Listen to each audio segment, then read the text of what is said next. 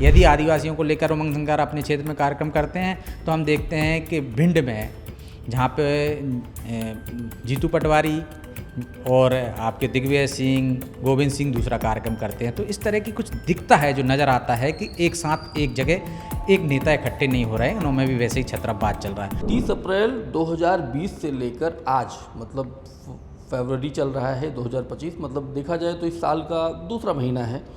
और in period में मतलब 5 सालों में देखें तो 5 साल भी नहीं हुआ होगा मुझे लग रहा है, छठा प्रभारी मतलब कांग्रेस ने बनाया है मध्य प्रदेश को लेकर। मतलब शुरुआत हुई थी दीपक बावरिया से, फिर इसके बाद मुकुल वासनिक, जेपी अग्रवाल, रणदीप सिंह सुरजेवाला, फिर भंवर जितेंद्र सिंह, अब हरीश चौधरी को मध्य प्रदेश कांग्रेस की कमान दी गई है।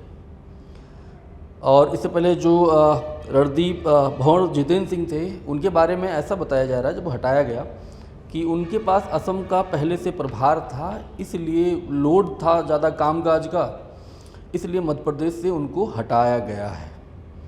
अब हरीश चौधरी जो कि बाड़मेर जो जनपद है वहाँ बायतू विधानसभा है, वहाँ के ये विधायक हैं, राजस्थान कांग्रेस के दिग्गज नेता हैं। हमारे साथ बात करने के लिए ब्रजेश चौकसे सर हैं, वरिष्ठ पत्रकार हैं हमारे संस्थान के। सर, क्या यही कारण है कि जो भंवर जितेंद्र सिंह के पास लोड बहुत ज़्यादा था इसलिए हटाया गया? देखिए, कहने के लिए होता है कि भंवर जितेंद्र सिंह को इसलिए हटा दिया गया है कि उन पास दो प्रभार थे, मध्य प्रदेश का प्रभार था उनके पास और असम का प्रभार था। लेकिन ये हम कहें तो हो सकता है, पार्टी ने ये एक बहाना हो सकता है कहने के लिए। राजनीति में कहते कुछ हैं और होता कुछ है, अंदर खाने में कुछ और बातें होती हैं, नई बातें होती हैं। तो आप बताइए, दीपक बावरिया से लेकर हरीश चौधरी तक 5 साल में 6 प्रभारी आपने बदल दिए। मतलब एक प्रभारी 1 साल भी नहीं रहा। यदि वो 1 साल में मध्य प्रदेश को क्या समझता होगा, वो मध्य प्रदेश के हिसाब से कैसे काम करता होगा, कैसे समन्वय बनाता होगा, जो दिग्गज नेता हैं यहाँ के, जो छत्रप हैं उनमें, तो कहीं ना कहीं कुछ दिक्कत होती होगी। और भंवर जितेंद्र सिंह के बारे में भी कहा जाता है कि उनकी पटरी जीतू पटवारी जो प्रदेश अध्यक्ष हैं मध्य प्रदेश के, उनसे बैठ नहीं रही थी, इस वजह से उन्हें हटाया गया। दीपक बावरिया जो जिनकी हम बात करें शुरू से लेकर जिनका जिक्र कर रहे हैं, दीपक बावरिया ने बहुत अच्छा काम किया था। 2018 में यदि सरकार बनी थी तो उसमें बहुत बड़ा रोल था मंडलम सेक्टर का, जो दीपक बावरिया जो कॉन्सेप्ट लेकर आए थे। लेकिन उनके साथ भी हम देखते हैं बिंद में किस तरह से व्यवहार हुआ, उनके साथ हाथापाई तक की नौबत आ गई थी, उनके साथ अपमानजनक व्यवहार हुआ था, वो भी कहीं ना कहीं छत्रपों का। दरअसल मध्य प्रदेश में कांग्रेस में छत्रपवाद रहा है, क्षेत्रीय नेता रहे हैं। चाहे हम पहले से बात करें, जब अर्जुन सिंह हुआ करते थे, माधवराव सिंधिया हुआ करते थे, सुभाष यादव हुआ करते थे, सुरेश पचौरी और दिग्विजय सिंह, ये तमाम बड़े नेता, श्रीनिवास तिवारी।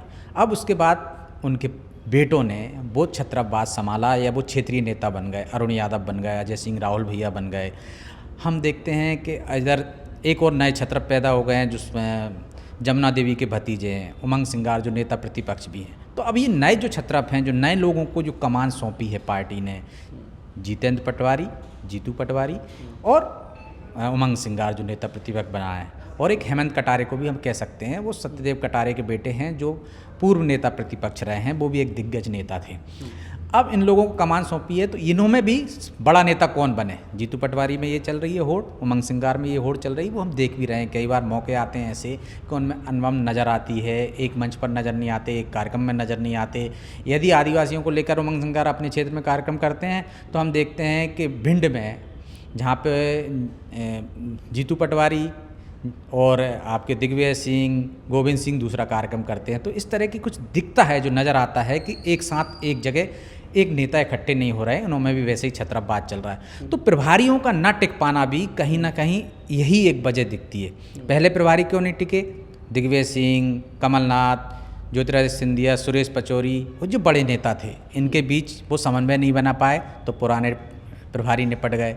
अब भंवर जितेंद्र सिंह इसलिए निपट गए कि वो उमंग सिंगार में, जीतू पटवारी में और बाकी के जो नेता हैं, चाहे अजय सिंह की बात कर लें, अरुण यादव की बात कर लें, उनमें समन्वय नहीं बना पाए, जो कि महत्वपूर्ण काम होता है जो प्रदेश प्रभारी होता है, कि आप सब में तालमेल बना कर रखें, सबको साथ करके रखें, सबका यदि संगठन में आप नियुक्तियां कर रहे हैं तो सबको बराबर का वो दें, किसी एक की ज़्यादा ना चले उसमें, उनके लोगों को एडजस्ट करते रहें, काम करने वाले लोगों को प्राथमिकता दें। तो मुझे लगता है कहीं ना कहीं ये वजह है जो प्रभारी बार बार बदले जा रहे हैं कि वो कहीं ना कहीं किसी एक नेता के साथ चलते हैं, किसी एक नेता के प्रभाव में चलते हैं, वो सब में तालमेल नहीं बना पाते हैं या सामंजस्य नहीं बना पाते, वो ऐसा संकेत नहीं दे पाते या पब्लिक में कार्यकर्ताओं को ये नहीं जता पाते कि पार्टी में सब कुछ एक है, सब कांग्रेस के झंडे के नीचे तमाम छत्र एक हैं। तो ये एक वजह हो सकती है। कहने को तो कुछ भी कहा जाता है, राजनीति में जो होता है वो कहा नहीं जाता है। शायद इसलिए वो कह रहे हैं कि 2 प्रभार थे उनके पास, इसलिए एक प्रभार ले लिया गया, चूँकि असम में जल्द चुनाव आने वाले हैं, इसलिए अभी मध्य प्रदेश से लेकर उनको असम दे दिया गया या हरीश चौधरी को दे दिया। अब सवाल ये है कि हरीश चौधरी कितने दिन टिक पाते हैं, क्या वो तालमेल बना पाते हैं, वो नेताओं में वो समन्वय बना पाते हैं और मध्य प्रदेश कांग्रेस में जान फूंक पाते हैं या नहीं।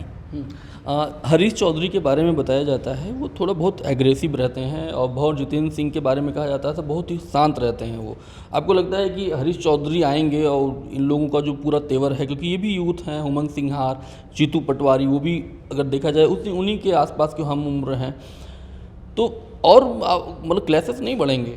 देखिए, राजनीति में एग्रेसिव होने का ज़्यादा मुझे नहीं लगता कि फ़ायदा होता होगा, जाकि शांत स्वभाव का जो व्यक्ति होता है ज़्यादा फ़ायदा होता है। हरीश चौधरी के बारे में कहा जाता है वो गांधी परिवार के करीबी हैं। हरीश चौधरी के बारे में जो धारणा है वही जीतू पटवारी के बारे में है कि वो भी राहुल गांधी के करीबी हैं।